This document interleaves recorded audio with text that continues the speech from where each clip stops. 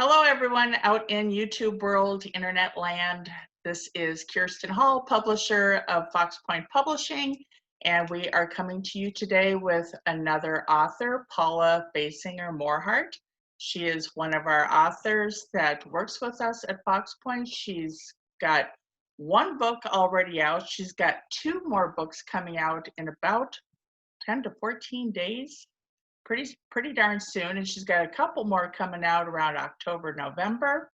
So she's keeping us busy, but we're going to get to know who she is and learn about all of her books and what makes her tick and her hobbies and her cats and her everything she's got going on. So without further ado, here we go. Okay, first of all, Paula, tell us about you and everything about you.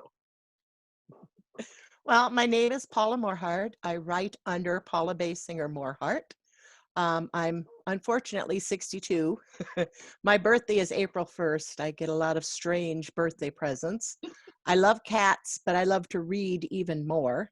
I love to garden. I do quilting, and I do a rather strange hobby called scroll saw work, which I love to do. And I am a widow. Okay, sorry. You paused. Anyway, no, my next question was going to say, do you have any hobbies? Yeah, the gardening is the biggest, and the reading, gardening and reading. If I'm not doing one, I'm doing the other. All right. When and why did you begin writing? I started writing when I was about 7.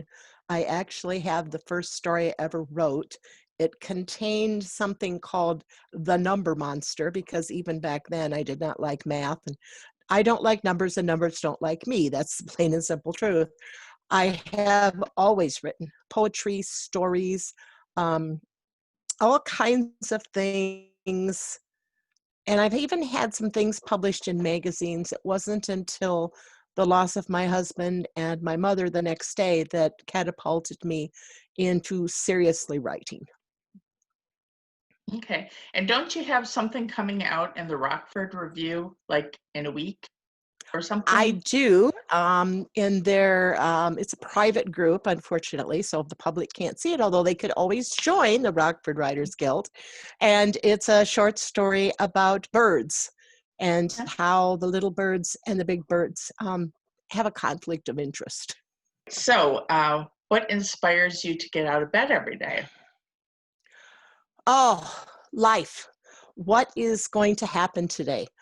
What adventure is out there waiting for me? Is it going to be, it might be something bad, but that's okay because I can write about it. If it's something good, that's great. I can share it. Maybe it's a day that I get to see my grandchildren. I can't hug them right now, but I can at least see them. Or a day like tomorrow, I'm going to get up nice and early because my garden's going out come heck or high water. So those are the things that get me out of just wanting to know what's going to happen next in my world. All right. Well, here's a fun question. What do you want written on your headstone? Oh, there's a poem out there. I don't remember the author, but it's called The Dash. And it's all about how our birth date and our death date is on the tombstone, but our entire life is compressed into that dash. Mm-hmm. So what I would dearly love is for anyone that looks at my tombstone, irregardless of what's actually written on there, to look at that dash and to think of my life and to hopefully think of some way that I have moved them or helped them in their life. And so maybe just my birth date, my death date, but that dash is very, very important so people can remember me by what maybe I've done. First of all, I'm going to ask you what you're working on next, and then we're going to talk about your other books too, so we can kind of give a teaser to people. So what are you working on next? Yeah, in a couple of weeks.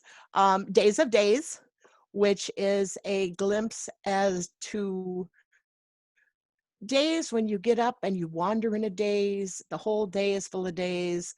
That's what these poems are. Or what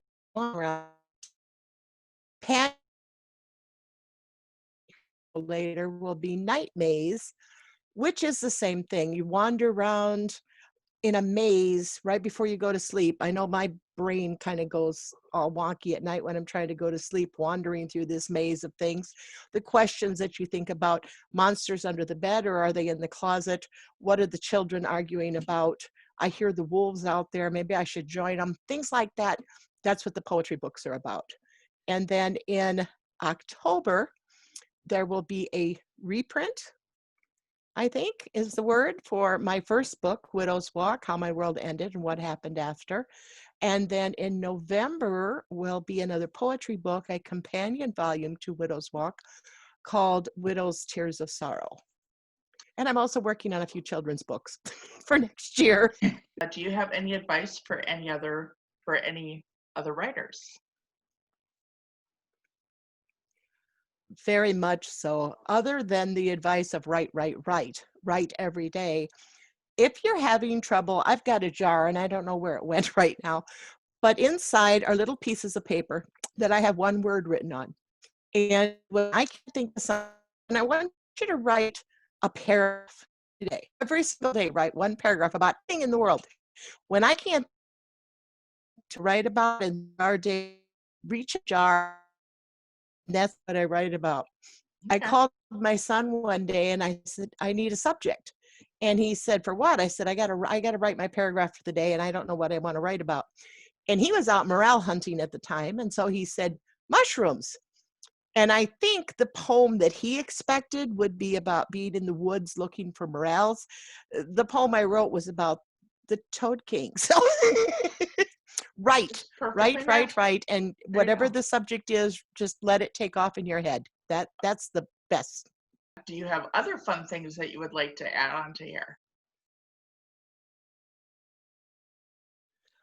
No, it's just, if you want to write, please do so.